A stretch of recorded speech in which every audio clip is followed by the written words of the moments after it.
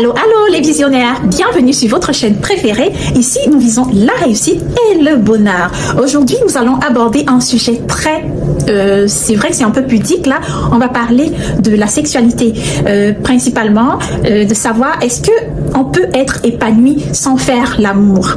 Donc, nous avons remarqué très récemment une série de tollés sur les réseaux sociaux là. Pour ceux qui sont au courant, l'histoire de Balthazar, j'espère que je prononce bien là. Je suis pas trop réseaux sociaux, mais je pense que c'est quelque chose comme ça. Mais je suis tombée sur cette situation là, sur cette histoire là, je veux dire. Et puis j'ai trouvé ça quand même un peu dégradant et un peu triste. Donc, puisque sur cette chaîne nous visons le bonheur, donc on va essayer d'aborder cette question là pour savoir si il faut absolument être très impliqué dans la sexualité avant de ressentir qu'on est vivant, d'accord, qu'on vit ou qu'on est heureux. Donc, c'est une question qui est nécessaire à aborder parce qu'on veut faire moins de Balthazar, d'accord? Alors, restez scotchés et sachez que dans certains couples, il y a des personnes qui font beaucoup l'amour avec leur conjoint, mais qu'il n'y a vraiment pas d'amour dans le couple. Et il y a d'autres couples où ils ne font vraiment pas beaucoup d'amour physique, mais il y a beaucoup d'amour et d'affection dans ces couples-là. Et tout dépend de comment ils se transforment, comment est-ce qu'ils font pour maintenir le feu dans leur relation. Donc, ce n'est pas forcément en ayant des relations sexuelles très régulières qu'on sent qu'on est amoureux, ou alors qu'on se sent aimé, ou alors qu'on peut estimer, voilà, donner de l'amour à l'autre. Donc, l'amour, ça peut se procurer d'une façon différente, par les câlins, par de l'affection, par des paroles bienveillantes envers son conjoint, par des marques d'attention et même par des compliments régulièrement. Donc, ça, c'est la meilleure façon de donner de l'amour avant de passer à l'acte sexuel qui, pour beaucoup, aujourd'hui, c'est l'inverse. Donc, on fait l'amour sans même se témoigner réellement de l'amour. Donc, restez scotchés, on va aborder cette question plus profondément. D'accord? Allez! Que pensez-vous d'avoir un visage naturel, propre, uniforme, sans taches et surtout radieux? Oui, c'est possible. Grâce à Dorina Cosmétiques, découvrez les crèmes Phoenix à l'aloe vera avec sa barre de savon à l'aloe vera et aussi la crème Phoenix à la carotte et surtout le savon œuf au miel pour le visage. Dorina Cosmétiques, c'est la seule et unique marque de l'excellence qui vous fait sentir comme dans un jardin floral. Dans une société où l'on glorifie la sexualité, est-ce qu'il est vraiment possible d'être heureux et épanoui sans faire l'amour? Ça, c'est la question qu'on va détailler ou développer aujourd'hui. La réponse pourrait vous surprendre. Donc, aujourd'hui, on va explorer un sujet tabou. Donc, ce sujet-là, il va vraiment remettre en question vos idées reçues là sur l'épanouissement personnel. C'est ça le but. On ne veut pas parler de la sexualité dans les détails, le comment ça se fait ou quoi. Non, on veut juste aller rejoindre votre épanouissement personnel, d'accord? Donc, on veut savoir, est-ce qu'il est réellement possible de vivre une vie pleine de sens et de joie sans la dimension sexuelle? Donc, c'est ça la question. Alors, reste avec moi jusqu'à la fin, car je vais te partager des perspectives étonnantes et une réflexion qui pourrait bien changer ta vision de l'épanouissement. Alors, avant de commencer, je t'invite à t'abonner. Installe-toi. Comme toujours, ça, c'est une série de podcasts audio, d'accord? On va éviter de se laisser distraire avec les images et on va se concentrer sur le contenu du message. Donc, abonne-toi, clique sur la cloche de notification et puis, on y va. D'accord. Donc, maintenant, la question est, peut-on vivre sans faire l'amour? Est-ce que vous pensez que l'épanouissement doit obligatoirement passer par la sexualité? Ou alors c'est un mensonge qu'on nous vend là juste pour faire les personnes intègres ou quoi que ce soit? Donc moi, je vais vous dire que déjà biologiquement parlant, faire l'amour, c'est un acte naturel qui répond à plusieurs besoins. Par exemple, le besoin reproductif, parce que sans faire l'amour, on ne peut pas se reproduire. Du moins, biologiquement parlant, il faut une semence d'hommes et de femmes pour pouvoir reproduire l'espèce humaine, de même que les autres espèces, ok? Donc là, on se concentre sur l'espèce humaine. Et maintenant, sur le plan hormonal, les rapports sexuels favorisent la production des hormones, comme la dopamine, qui est l'hormone du plaisir, ou alors l'ocytocine, qui est une hormone qui fait rapprocher les liens entre le partenaire ou la partenaire. Donc, sur le point hormonal, là, vraiment, c'est ça. Donc, c'est les hormones qui peuvent vraiment influencer sur notre bien-être, d'accord? On va dire ça comme ça. Mais sur le plan physique aussi, il faut comprendre que des études ont montré que les relations sexuelles peuvent réduire le stress ou alors améliorer la qualité du sommeil et même renforcer le système immunitaire. Ça, juste à prendre ces trois exemples-là, on comprend que c'est juste des avantages, d'accord? Mais en fait, la question aujourd'hui, là, c'est un peu comme si on dirait que bon, le chocolat, c'est bon, ça a telle vertu, c'est sucré, ça apporte, voilà, l'épanouissement au cerveau et tout. Mais est-ce qu'on peut vivre, est-ce qu'on peut se passer du chocolat? C'est-à-dire, est-ce qu'on peut dire que le chocolat ne fera plus partie de notre régime? Et vivre avec ça voilà, de façon à s'épanouir. Ça, c'est juste un exemple parallèle, là. Donc là, on revient à un autre cas. Donc, sachez que l'absence de rapport sexuel ne met pas la vie en danger, d'accord? Même si j'ai cité 3 éléments plus haut là qui sont juste positifs pour nous, sachez que si on n'a pas de rapport sexuel, ça ne peut pas mettre votre vie en danger. Parfois même que c'est même mieux parce que ça dépend de comment on fait sa vie sexuelle, là, si on la fait de façon digne dans un bon cadre ou si on opte pour la débauche. Donc, sachez automatiquement, là, si quelqu'un reste chaste sans faire de rapport sexuel, sa vie ne sera pas en danger, d'accord? Donc, il faut arrêter de se laisser influencer par les opinions publiques, là. Donc, le corps, c'est vrai que le corps a besoin de répondre à certains besoins biologiques, comme ceux que je viens de citer. Et puis, on peut aller compenser ces besoins-là de différentes façons. Donc, par exemple, psychologiquement parlant, l'absence de relations sexuelles dépend de plusieurs facteurs. Par exemple, il y a des personnes qui ont une personnalité de sorte que la libido est naturellement faible. D'accord? Certains hommes n'ont pas une forte libido et n'ont pas régulièrement besoin d'avoir des relations sexuelles. Et même quand ils vont passer à l'acte, parfois ça peut se faire de façon pas très vigoureuse, ok? On se comprend. Donc, ça, c'est un exemple. Et puis, vous allez remarquer que ce genre de personne n'a pas besoin d'avoir de relations sexuelles de façon régulière, ou alors pour elle, ce n'est pas une souffrance, ok? Après, il y a aussi les besoins émotionnels. Donc, les relations sexuelles ne sont pas seulement un acte physique, parce que pour beaucoup de personnes, là, elles remplissent des besoins émotionnels comme l'intimité, la connexion avec son partenaire, l'amour, le sentiment d'appartenance, le sentiment de bien-être. Vous voyez? Donc, c'est que ça dépend vraiment de la personnalité psychique de chaque personne, ok? Donc, pour ce type de personne-là qui a par exemple une libido faible, c'est pas nocif, donc elle ne va pas en mourir. Donc, si tu ne fais pas de relation sexuelle, tu n'en mourras pas, ok?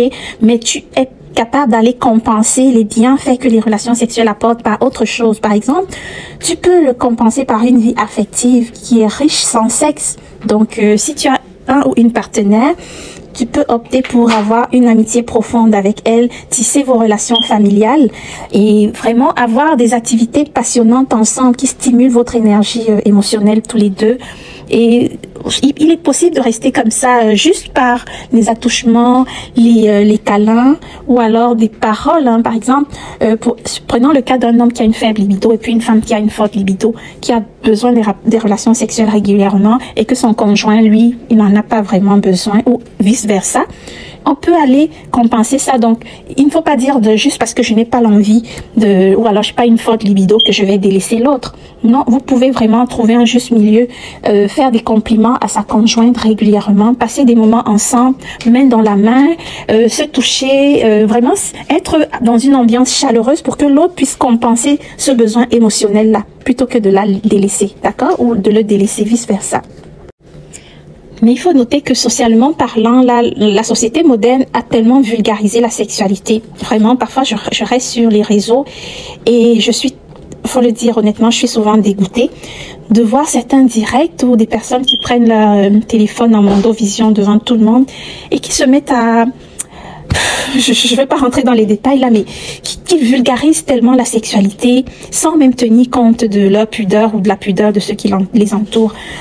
Mais c'est ça, donc de telles choses peuvent pousser vraiment des personnes à se sentir désorientées, frustrées ou alors à avoir une pression sociale. Cela peut créer une pression pour les individus qui s'abstiennent, qui ont décidé de s'abstenir ou de conserver leurs valeurs ou alors peut-être même qui n'ont pas vraiment cette forte volonté ou ce fort besoin là de s'intéresser à la sexualité.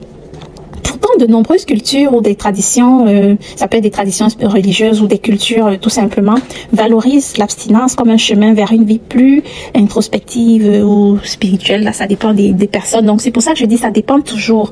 Mais pour résumer, sachez qu'on peut vivre sans faire l'amour. Mais le degré d'épanouissement dépend de la manière dont la personne répond à ses propres besoins biologiques.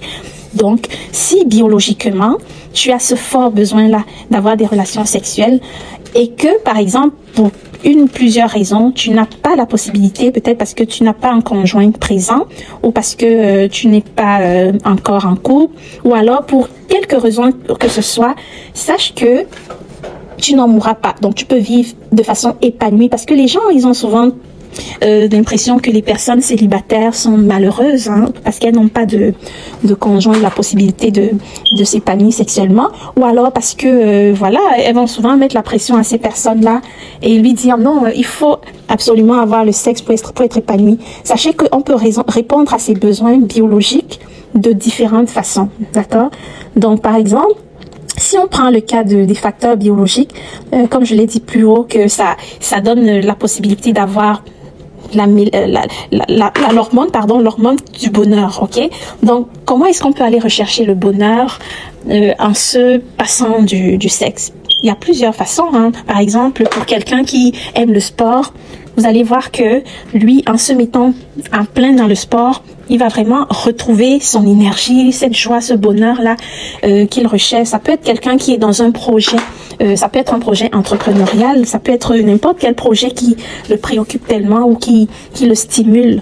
Cette personne-là va se retrouver vivante, va se retrouver épanouie, je veux dire, dans son projet. Donc, il est possible d'aller rechercher son besoin biologique ou émotionnel de différentes façons, sans forcément passer par les relations sexuelles, ou du moins de façon fréquente. Maintenant vient la grande question, jusqu'à combien de temps un être humain peut-il tenir sans relation sexuelle? Oui, parce que ça, dans certaines situations où on a un fiancé qui est par exemple à l'autre bout du monde, et surtout quand on tient à ses valeurs, on va se sentir parfois poussé à aborder ce genre de questions ou à se la poser soi-même, d'accord? Mais sachez que la durée dépend vraiment d'une personne à l'autre. Il faut d'abord se connaître. Donc, il faut se questionner parce que parfois, il faut en discuter avec son conjoint, se questionner personnellement et se dire, moi, biologiquement, comment est-ce que je suis? Est-ce que j'ai une libido qui est élevée ou alors une libido qui est moins élevée? Donc, si on a une personne qui a une libido élevée, cela peut rendre l'abstinence plus difficile. Et les hormones sexuelles aussi, comme la testostérone, influencent le désir. Donc, on a un désir fréquent. Et il faut se questionner aussi sur ces facteurs psychologiques. Parce que même si on n'a pas une libido élevée, on a souvent vu des personnes qui ont cette forte dépendance émotionnelle. Donc, il y a des personnes qui ne supportent pas de rester loin de leur conjoint pendant une longue durée. Donc, il y a des personnes, pas forcément pour avoir des rapports sexuels, mais juste pour rester à côté de son conjoint et sentir sa chaleur. Ce besoin, cette forte dépendance émotionnelle, là, peut être un impact important aussi, qui va pousser une personne ou une autre à résister, à résister longtemps ou moins longtemps. Et puis, il y a des facteurs sociaux qu'il ne faut pas négliger, les facteurs sociaux-culturels. Par exemple, dans certaines cultures, on va valoriser l'abstinence pour certaines raisons. Et dans d'autres cultures, on va on va surtout en Occident, la vie de débauche enfin pas de débauche, là, la vie sexuelle est banalisée, d'accord? Des personnes n'ont pas vraiment de scrupules, c'est-à-dire n'ont pas de gêne, voilà, c'est ça le mot, n'ont pas de gêne à faire des relations, des coups d'un soir, comme on dit. Par contre, dans d'autres cultures, c'est vraiment, c'est très mal vu. Donc, on incite même à l'abstinence jusqu'à un certain âge où on a la maturité d'avoir une vie ordonnée, une vie, plus sérieuse avec une personne qu'on a choisie pour la vie, d'accord? Donc, vraiment, ça dépend vraiment de ces trois éléments, de ces trois facteurs-là. Et sachez que certaines études ont montré que des personnes peuvent vivre des années sans relation sexuelle et elles n'en sont pas mortes. Au contraire, elles vivent bien, elles sont heureuses et elles vivent longtemps, sans conséquences graves sur leur épanouissement, lorsqu'elles ont su chercher à compenser ces besoins, que ce soit les besoins biologiques, comme j'ai dit, ou les besoins psychologiques, ou alors lorsqu'elles ont su intégrer les facteurs sociaux, là, culturels dans leur vie. Donc, les périodes d'abstinence temporaires ou fréquentes dans les relations humaines, ça peut arriver à tout le monde, ok? Par exemple, pour une femme qui a eu des maternités, juste après une maternité, ça peut arriver que la libido aussi baisse, hein, parce que, voilà, donc, elle est préoccupée par autre chose, le bébé et tout. Donc, il y a des personnes qui, après une rupture aussi, n'ont plus vraiment ce goût-là, je veux dire, non plus, oui, je peux dire ce goût-là de vouloir encore avoir des relations sexuelles. Donc, ça dépend de comment la rupture s'est passée. Il y a d'autres, c'est après un deuil, parce qu'on a traversé un deuil et tout. Donc, ça vient vraiment comme influencer un peu la période d'abstinence. Parfois, elle peut être temporaire, mais toujours est-il que ce sont des éléments qui peuvent influencer sur la durée. D'accord? Je pense que vous allez certainement vous poser la question, mais qu'est-ce qui arrive à Dorina d'aborder un sujet aussi aussi délicat? C'est sûr que c'est pas souvent un sujet que j'aborde dans mes interventions ou dans mes vidéos ou quoi que ce soit. D'ailleurs, c'est un sujet pudique aussi pour certains, mais la raison pour laquelle j'aborde cette question de la sexualité, c'est parce que sur cette chaîne, comme je l'ai dit, on veut investir en soi. On est là pour retrouver son bonheur, d'accord?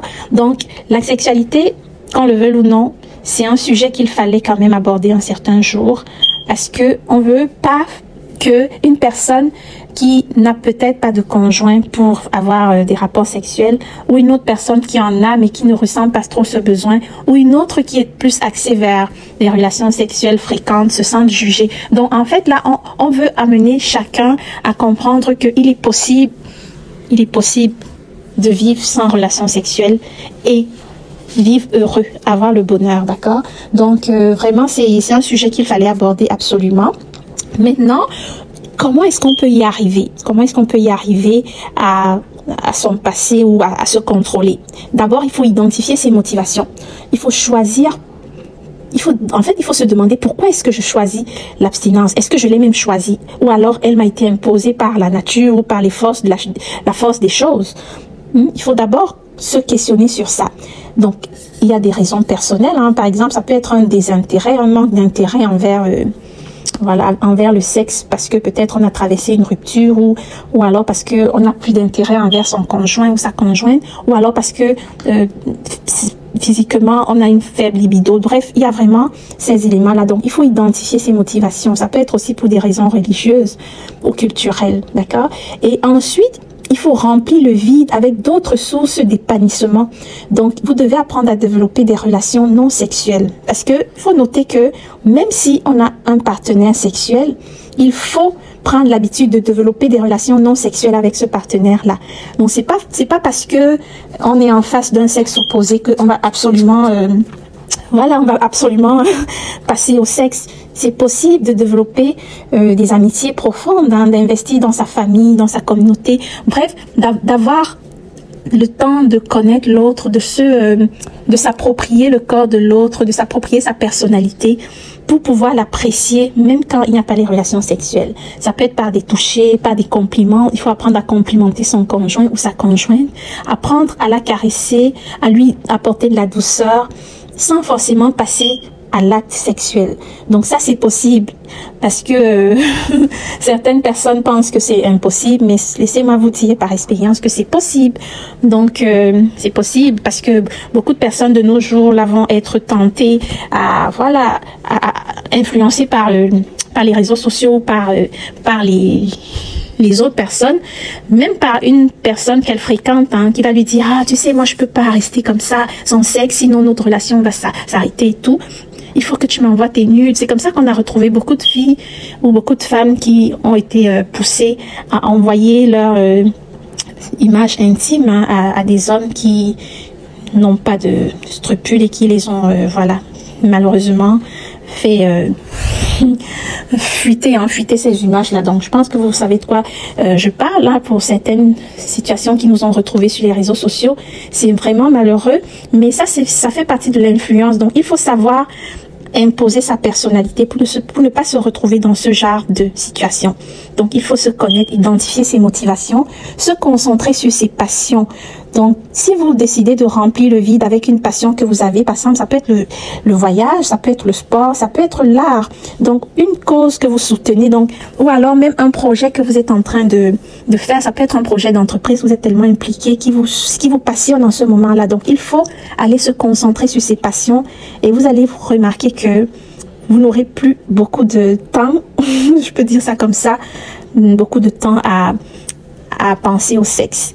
Mais il ne faut pas ignorer que, comme on l'a dit plus haut, le besoin émotionnel est important, d'accord? Il faut aussi rediriger son énergie sexuelle. Hein. Donc, si on est une personne qui a une forte libido, on peut utiliser cette énergie sexuelle-là pour nourrir sa créativité ou des projets ambitieux. Il faut aussi explorer d'autres formes de plaisir. Comme je l'ai dit, ça peut être par des câlins. Si vous êtes une personne qui n'a pas envie d'avoir des relations intimes avec votre partenaire, il faut pas la priver de câlins non plus. Donc, sinon, ce n'est pas normal, ok? Ou parce qu'on a vu certaines personnes qui vont faire comme si elles n'ont pas besoin, comme si elles n'ont pas ce besoin, mais qui vont aller dehors pour tromper leur partenaire. Ça devient pas normal. Mais il faut accepter ses émotions aussi, parce que c'est normal de ressentir de la frustration hein, ou de manque, ça c'est normal.